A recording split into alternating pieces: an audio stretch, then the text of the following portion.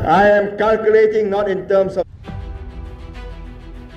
Jika Anda ingin mengalahkan korupsi, Anda harus siap mengirim teman dan kerabat Anda ke penjara.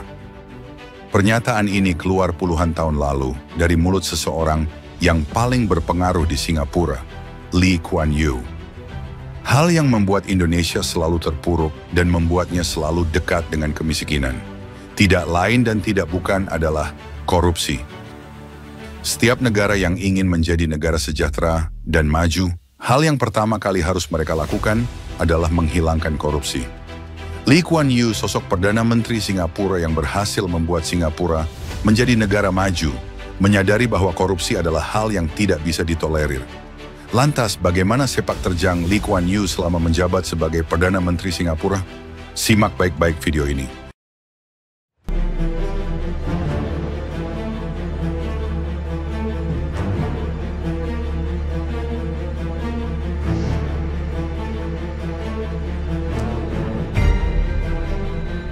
Lee Kuan Yew lahir pada 16 September 1923 di Singapura, yang saat itu masih menjadi bagian dari koloni Inggris. Ia dibesarkan dalam keluarga kelas menengah yang menghargai pendidikan.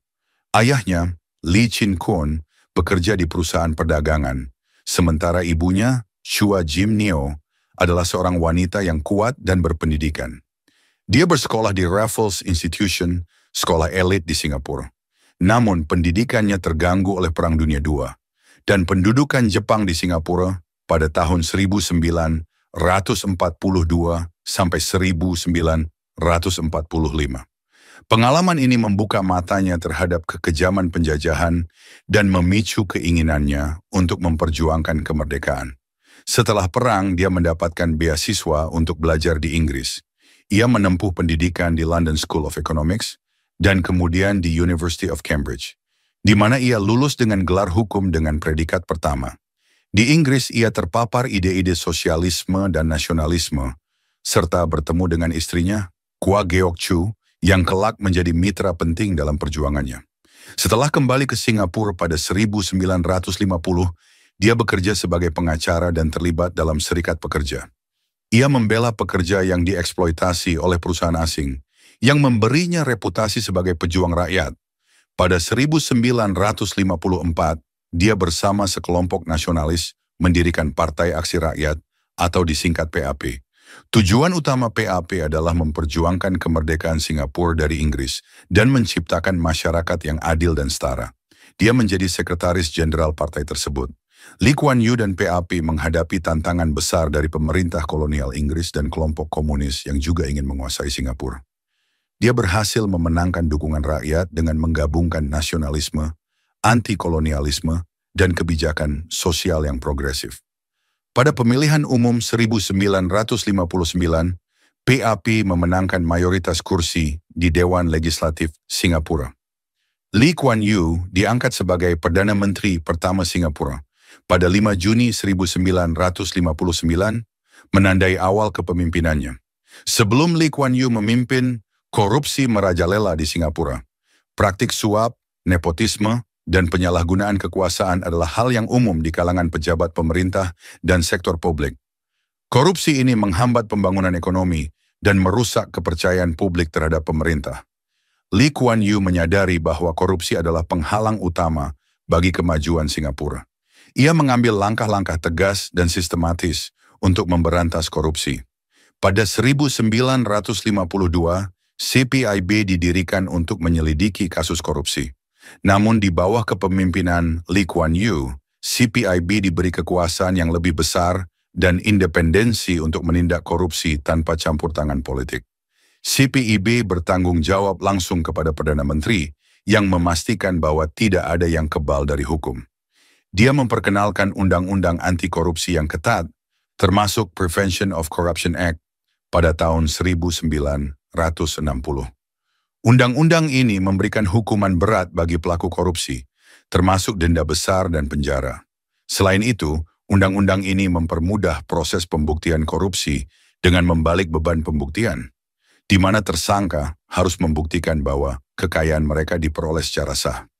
Salah satu contoh paling terkenal dari komitmen Lee Kuan Yew dalam memerangi korupsi adalah ketika pemerintahannya menangkap dan menuntut Thichin, seorang menteri dan rekan separtainya sendiri, yang terlibat dalam kasus korupsi.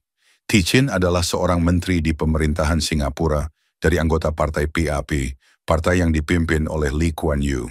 Ia menjabat sebagai Menteri Negara di Kementerian Lingkungan Hidup.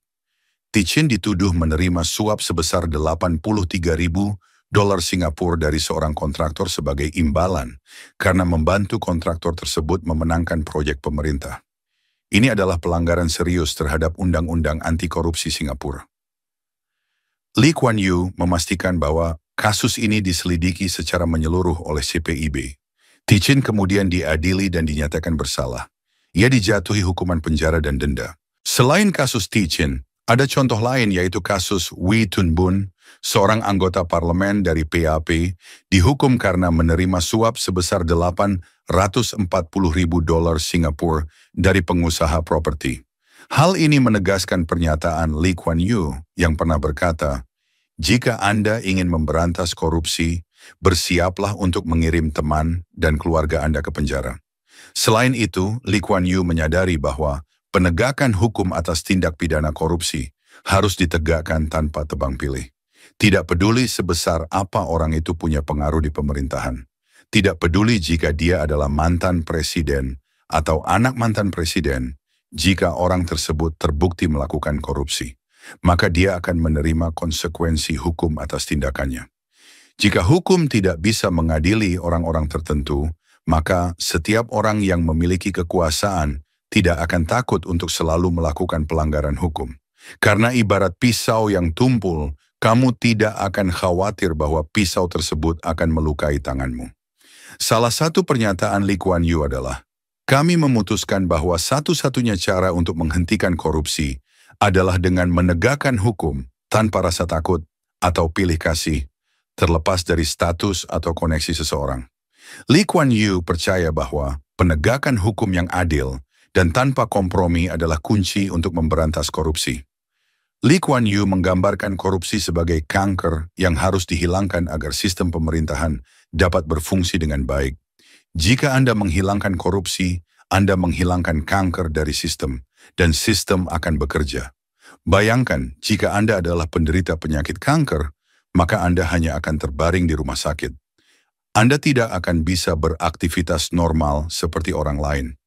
Jika Anda terkena penyakit kanker, Anda tidak akan bisa bermain bulu tangkis atau bekerja di kantor, bahkan Anda tidak akan bisa memasak di dapur secara maksimal. Seperti itulah Lee Kuan Yew menggambarkan betapa bahayanya korupsi jika terus dibiarkan. Lee Kuan Yew menjabat sebagai Perdana Menteri Singapura dari tahun 1959 hingga 1990. Dia menjadi arsitek utama transformasi Singapura dari negara kecil yang miskin, sumber daya menjadi salah satu negara paling makmur dan maju di dunia. Singapura di bawah Lee Kuan Yew menjadi model pembangunan ekonomi dan pemerintahan yang efektif bagi banyak negara berkembang. Dia memimpin industrialisasi Singapura dengan menarik investasi asing dan mengembangkan sektor manufaktur. Ia menciptakan lingkungan bisnis yang stabil dan transparan, yang menarik perusahaan multinasional. Dia membangun infrastruktur modern, termasuk pelabuhan, bandara, dan sistem transportasi yang efisien. Pelabuhan Singapura menjadi salah satu yang tersibuk di dunia. Pelabuhan Singapura adalah tulang punggung ekonomi negara ini, menyumbang sekitar 7% dari PDB Singapura. Sektor maritim dan logistik memberikan lapangan kerja bagi ribuan orang. Selain itu, pelabuhan ini dilengkapi dengan fasilitas canggih, termasuk terminal kontainer yang otomatis, gudang berteknologi tinggi, dan sistem logistik yang efisien. Ini memungkinkan penanganan kargo yang cepat dan andal. Lee Kuan Yew memiliki visi yang jelas tentang pentingnya pendidikan dan pengembangan sumber daya manusia sebagai fondasi untuk membangun negara yang maju dan berkelanjutan. Di bawah kepemimpinannya, Singapura melakukan transformasi besar-besaran dalam sistem pendidikan dan pengembangan tenaga kerja yang menjadi kunci keberhasilan negara tersebut dalam mencapai kemajuan ekonomi dan sosial. Dia memastikan bahwa setiap anak di Singapura memiliki akses ke pendidikan dasar dan menengah yang berkualitas. Ia membangun sekolah-sekolah baru dan meningkatkan kualitas pengajaran di seluruh negeri. Di jenjang perguruan tinggi dia melakukan memodernisasi universitas-universitas lokal, seperti Universitas Nasional Singapura dan Nanyang Technological University, dan menjadikannya pusat keunggulan akademik dan penelitian. Selain itu, dia juga mendorong kolaborasi antara Universitas Singapura dan institusi pendidikan ternama di dunia. Hal ini membantu meningkatkan kualitas pendidikan dan penelitian di Singapura. Tak hanya itu, dia juga menciptakan program beasiswa untuk siswa berbakat agar dapat belajar di universitas terbaik di dunia. Setelah kembali, mereka diharapkan berkontribusi pada pembangunan Singapura. Jadi itu tadi adalah profil singkat dari sosok Perdana Menteri Singapura dengan segala kesuksesannya, yang mampu menjadikan Singapura menjadi salah satu negara paling maju dan berpengaruh di dunia. Semoga saja negara kita dengan pemerintahan yang baru dapat memberantas perilaku korupsi yang sudah sangat menjamur dan membuat Indonesia menjadi negara maju. Kenapa para koruptor di Indonesia tidak takut untuk dipenjara? Kenapa mereka bisa sangat santai ketika KPK atau Kejaksaan melakukan pemeriksaan? Jadi apa pendapatmu? Berikan komentar. Kita akan bahas di video selanjutnya. Jika kamu suka dengan video ini, silakan bantu kami dengan like dan subscribe. Sampai jumpa.